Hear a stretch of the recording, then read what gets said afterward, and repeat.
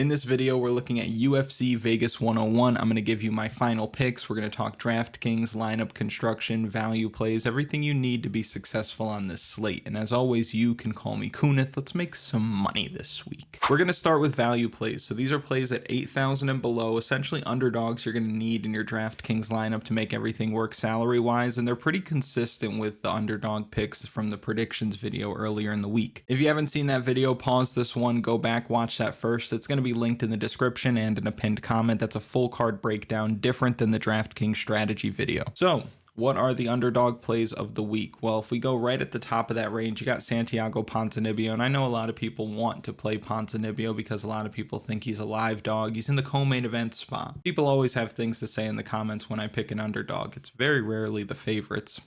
Screams cowardice. I'm joking. You can have your opinions, and people were feeling a bit strongly about Ponzinibbio, saying that he's going to get it done over Carlston Harris. Well, if you're going to be playing him on DraftKings, you're hoping for that first round knockout, because if you don't get it, he doesn't score well. Limited takedown upside, especially against a submission threat like Harris. You come down here, he hasn't been doing well lately. 81 points in his last win, 79 the time before that, 93, but this was in the fourth round with a knockout. So he's had 4 rounds to work up until that point. Even if you go down one more and you see that 90 points in a decision win, that's pretty solid, but on a 14 fight card, a 90-point win probably doesn't get you all the way there. And I think that Santiago Ponzinibbio is not going to win by knockout, and I think he's not getting takedowns and minutes of control time in this one either. So not really somebody I'm looking to play as far as the value plays goes, but Trey Ogden is definitely somebody we want to put in value play consideration because he's got that high scoring ceiling. Look at the control time numbers here. 11, almost 11 minutes right there. This would have been a finish in the third round, which would have resulted in another 35 points here, which would have put him at what, 89 points down at 7,900, same price. 89 points might not get you there on a 14 fight slate, but anything over 100 or even over 95, I think will definitely get you there. Trey Ogden's one of my favorite value plays of the week. I think he shows up and beats Thiago Moises everywhere. Preston Parsons, not really interested as far as value plays go. He's got one of the toughest matchups on the card. Mackenzie Dern's going to be popular, of course, as one of the value plays this week. Co-main event spot, rematch, and she wasn't 100% in the first fight, and that was years ago anyway. I think she's very live. We talked about this in the predictions video. Slightly more power. I think the grappling is a wash, and I think down at her price,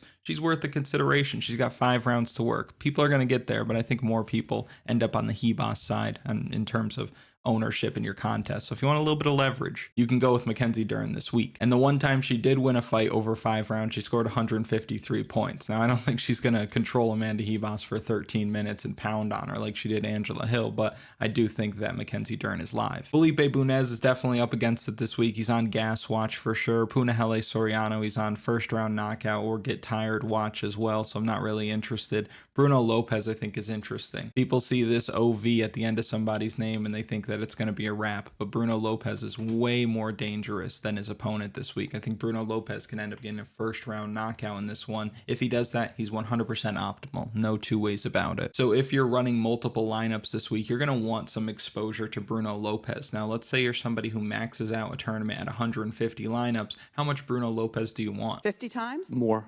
100 times? More. 200 times? More. 500 times? Probably. I'll tell you, that's up to you, Sonny Jim, but if you want a computer to do the work for you, you can go to kunithmma.com, you can go into the optimizer, and you can set how much Bruno Lopez you want. So, computer, I'm making 100 lineups, I want 30 of them to have Bruno Lopez in there. The computer's going to say, okay, master, and you're going to be all set. It's going to give you the lineups that you're looking for. It's going to give you exactly how much Bruno Lopez you want, maybe a little bit more, maybe a little bit less. Sometimes it's smarter than you. If you are running multiple lineups, though, and you're not using an optimizer, you're probably behind the competition. This isn't something to get ahead of the field. I talk about this all the time. This is something to catch up with the field, right? If everybody's wearing track spikes, you won't want to show up in a pair of Crocs. This isn't Walmart. Next value play's got to be C-Rod. We talked about this in the predictions video before. Bashi is undefeated. C-Rod eats that up. Hasn't really posted the highest scores though, so that's something you got to really be worried about through, what is this, 6 UFC fights now. hasn't broken 100. And the times that he has scored really well, he's been favored in those fights, right? Against Weems, against Simon. But as an underdog against Raul Rosas Jr., it was awesome. Took his wow, C-Rod, hit as a big underdog. If you were betting him, great. But if you were playing him on DraftKings, that 71 points is lackluster. Same thing with Isaac Dalgarian. He doesn't have the highest motor, and he's not really putting guys out quickly unless he's able to catch an early submission like he did against Joshua Weems. So to me, Christian Rodriguez is the kind of guy where if he beats you, fine, he beats you, so be it. I think in a situation like this, it makes more sense to just have a bet on Christian Rodriguez at his big price tag on your sportsbook, but keep him out of your lineups. I said he should be in value play consideration, but really he shouldn't because he doesn't score that well. If he catches this kid with an early guillotine, even then, he might catch him with a guillotine on his first shot attempt, and then he wins with 90 points scored, and that might not be it. I remember somebody talking about this when it comes to NFL DFS. They were talking about the Ravens. It was a primetime game earlier in the season, so they had the showdown game. And they were like, Zay Flowers, the scoring ceiling's not always there. So if Zay Flowers beats me, he beats me. But what I'll do is just place a bet for Zay Flowers to score a touchdown. And I think at the time, Zay Flowers to score a touchdown was like plus 200 or something like that, right? So if your single entry was 100, you put 100 on Zay Flowers to score a touchdown, and Zay Flowers doesn't score a touchdown, everybody else does pretty well, your lineup's probably going to be profitable. But if Zay Flowers does score a touchdown and your lineup misses, well, at least you've kind of offset the risk. And that's how I feel with Christian Rodriguez. So we'll leave him out of the value plays. We're not going to hit the green draft player button. So although we think he's going to win, not somebody I want in value play consideration. I know Chris Curtis is going to be popular. People love the Action Man, myself included. Action Man doesn't score a lot of points, so I'm not all that interested. Debutante, I think she's really up against it this week. Abdul Razak Alhassan, first round or bust. That's pretty much the name of the game for him, of course. And that's fine. I'll live with that. I think that that's the perfect DFS play. He's either going to score you over 100 points or he's going to sink your lineup. And that's what DFS is all about, right? If you're running multiple lineups, have 50, 60, 70% Abdul Razak Alhassan, because if that 50, 60, or 70 hits, you're going way past a lot of the field. Down at 6,900 with 125 point upside. Yeah, we're going to take that. So that's going to be the final value play. These are the 4 that we land on, and we're going to use these to build some lineups right now. But before we do, make sure you like the video, subscribe to the channel, comment something for the algorithm. You know how the algorithm works. You say the nice things, the algorithm says, oh, okay, those are nice things. Maybe other people want to see these nice things. You know how it works. But moving on, building actual lineups, we're going to start with cash game lineups. So these are your 50-50s, your head-to-heads, your double-ups. 2025, people, is the year that you start playing cash games. Now I'm going to give you the recipe right now on how you could be successful in cash games this week. Extremely stackable main event. What do I mean when I say stack the main event? Well, most of you know, but some people are new. Be patient for the new people, please. What I mean by stacking the main event is you're going to play both sides of the main event. So what you're doing is you're limiting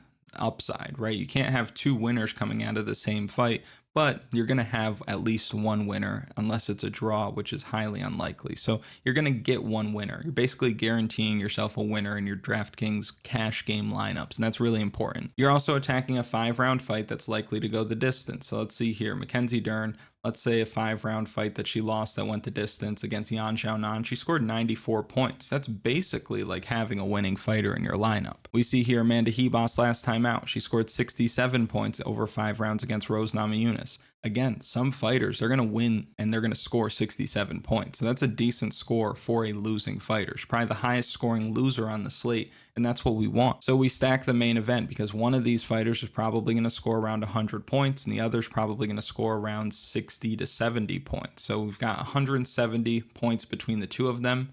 Happy about that. That's like getting 85 points out of 2 fighters. That's like getting 2 winners in your lineup. So that's why we stack the main event. If this was a heavyweight main event that we thought was going to go under 2 rounds, you don't stack it. But this, going the full 5 more likely than not, we stack it. And that gives us 84.50 left over per fighter. So we're going to come down here. We're probably going to plug in 1 or 2 of the value plays that we talked about before, or you're going to come down here and try to grab the cheapest fighter that you think doesn't get finished or completely dominated. So Dudakova, I think there's a chance she gets rolled up like a ball of cookie dough here. So I'm not too interested. I think Ihor Potieria gets finished and probably finished early. Joe Selecki, somewhat interesting, but I think he's going to spend a lot of time working off of his back. Might score 13 points even in a decision win. Scratch that. Decision loss. You know what I mean. Abdul Razak Alhassan, I think he's going to be the cheapest fighter that we're comfortable playing. Now, if you think he's going to get finished, fine. He doesn't really get finished like that, so I'm not too worried about it. But if you're worried that that happens, you could come up to Chris Curtis, who's more than likely is going to go the distance and throw a decent amount of strikes. But I'm going to go with Abdul Razak Alhassan for the cash game lineup. That leaves us with almost 9,000 left over per fighter. So now we can come up here and grab some fighters that we feel pretty good about. Uros Medic, you've got Jose Johnson, 9,600 left over. You can come all the way up here to Baby Habib. I'm fine with this. You've got, in my opinion, 1, 2, 3, and a guaranteed winner, 4 winners right here. So you're hoping that Abdul Razak Alhassan can get it done for you. If he can't, it's not the end of the world. Still a lineup that can cash, because when you're playing in your cash games, you're not trying to beat the entire field. You're trying to beat half. If you're playing cash and you have a $25 entry and there's 100 people in the contest, you just need to end in the top 50. A lot of these people, they're going to be playing lineups where they're trying to get 6 winners and they end up having 3 losers in their lineup and then they're out. So you're just trying to get a nice scoring floor when it comes to your cash games. We're not trying to capture all the upside. We're not trying to score 700 points. We're just trying to do our best to establish the safest scoring floor possible, and I think this is going to be the recipe that allows you to do that. And if you want the cash game core and my favorite tournament plays of the week, we're going to talk about tournament plays in just a second, but if you want all of that in written form, sometimes we cover different things in the articles and on the site than we do in the videos. If you just want help building better lineups, having access to that lineup optimizer, you can visit kunithmma.com, grab yourself a membership that works for you. You can do that right under plans. If you go and you get a plan that say is total access, you're not just going to get all of the DFS tools, projections, optimizer, DFS strategy guide, but you're also going to get the official betting article and the community tab where we post our parlays for the week, and anybody's free to post anything there. All of that can be found on kunithmma.com, linked in the description and in a pinned comment. Now let's build some tournament lineups. So this is where we're going to try to capture all the upside, win all the monies. So how can we win all the monies this week? Well, I think for starters, women's MMA will strike again. I know, and you guys are probably tired of hearing me say it, but you guys are getting your shit pushed in by women's MMA every week. Oh, I didn't have the winning lineup. Oh, but I didn't play the woman who ended up scoring 113 points early in the card. Happens all the time. Ernest can go out there, easily put up 100 DraftKings points and come in at very, very low ownership, especially at her price. Fatima Klein, somebody who can also end up scoring a whole lot of points, up at 9,800. Now we've got our women's MMA base, and what's funny about this card is that we have women in the main event, and there are still going to be people that are like, I don't play women's MMA. So what they're going to end up doing is they're going to end up fading the main event. The main event cumulative ownership between the two fighters, total ownership, going to be a lot lower than it normally is. I can assure you of that. But here, let's do this. Let's plug in Mackenzie Dern, my preferred side of the main event. And now we've got 7,766 left over per fighter. I might come grab somebody like Bruno Lopez. I might grab Trey Ogden. And now I've got 8,000 salary left over. So I still am going to be digging and looking for another value play that I think makes sense. From our list before, we already have 1, 2, 3. So we're going to play our 4th value play here. Abdul Razak Alhassan, left 1,100 salary on the table. So we got different enough. We leaned heavily into women's MMA. We didn't play some of these other chalkier guys that I think a lot of people will get to, like Tulio and Aliev and Jacobe Smith. I think Austin Bashi is going to garner a ton of ownership as well. So this is a very different lineup. Now let's build this up. Let's start anew, because Fatima Klein, while it would be fun to play her and see her go out there, put it on Dudakova, possibly score a whole lot of points, she is pricey. So let's try something else here. I think Jacobe Smith is somebody who people are going to get to, but I feel like because he's a late addition, a debutante, I feel like a lot of people might not be willing to pull the trigger, especially at his price. Like, damn, he's really expensive. Look at all these other guys I could play at this price. Let's say I went with Medic here, looking for that first round knockout upside. Let's say I went back to Trey Ogden. Let's say I went back to Mackenzie Dern, because we know, right, the winner of the main event almost always is going to show up in the optimal lineup. At this point, I might grab, let's go back to Bruno Lopez, and we just basically removed Abdul Razak Alhassan by getting a little cheaper there and a little cheaper there. We can come up here to somebody like Jose Johnson, fine with that. And let me just remove Jose Johnson so we can look at this real quick. Even if you like Amanda Ribas, if you're building a lineup like this, it doesn't work because you have Mackenzie Dern, right? Jose Johnson's the only one that really fits, because you could play Gadzhi Azulov, but then you're stacking Bruno and Gaziazulov. So you don't want to do that. If you want to get up to Bashi, that's fine as well. My preferred choice in this one, though, would be Jose Johnson at 8,600. And if I was building multiple lineups and I was doing it by hand, let's say I wasn't using the optimizer, in this situation, I probably just pluck Jose Johnson if I'm building a second lineup, and I come down here and I put in Carlston Harris at 8,200. 700 left over. If you want to start tinkering with some other stuff, like let's say you took Medic out and you wanted to come up here to somebody like Carrasqueta, you could do that as well. Let's blow that up. I'm going to give you a look with Amanda Ribas because I know based on the comments, a lot of you guys like Amanda Ribas this week, so we're going to play her. You guys are thinking that Abdul Razak Alhassan is going to get lit up as well, so let's put Cesar Almeida in there and see how it goes. Magomed Gaziazulov. So right now, this is the comment section lineup, which is fine. It might do well. I'm not saying it won't. And we've got 7,800 left over per fighter. So that limits us a bit, right? Because some of our value plays, there's not going to work. So we're going to go with, say, Chris Curtis because he's inexpensive.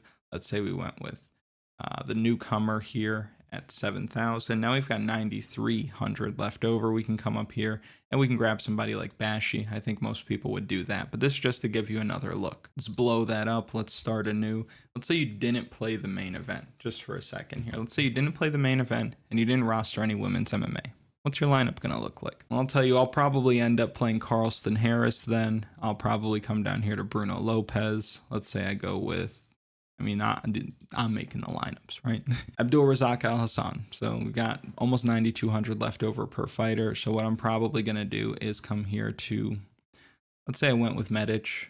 Let's say I went with Jose Johnson. And now 10,200 left over. Go with Marco Tulio and hope for that early finishing upside to rear its beautiful head. So that's 600 left over. You haven't played any women's MMA. You haven't rostered the main event. You've got a very inexpensive Abdul Razak Alhassan. Same deal with Bruno Lopez. You've got Carlston Harris, whose ownership is probably going to be pretty close to what Santiago Ponzinibbio is pulling. That's a pretty different lineup. That's the beauty of having 14 fights to work with. So many different ways that you could attack the slate. So I'm going to be putting everything on that DFS strategy guide, right? My favorite plays for cash, the middle, the value, the premium tier, the fight that you're going to want to target the most, have the most exposure to. We're going to have that on there as well. All of that good stuff. And then you can use the props, or rather the projections for the props if you play on like Pick 6 on DraftKings, or you play Underdog Fantasy, which is a partner of the show. They'll match your deposit, give you all kinds of money, gifts, all that good stuff. That's linked in the description and at a pinned comment as well. If you've made it to this point in the video, thank you so much for watching. I really do appreciate it. Make sure you like the video, subscribe to the channel,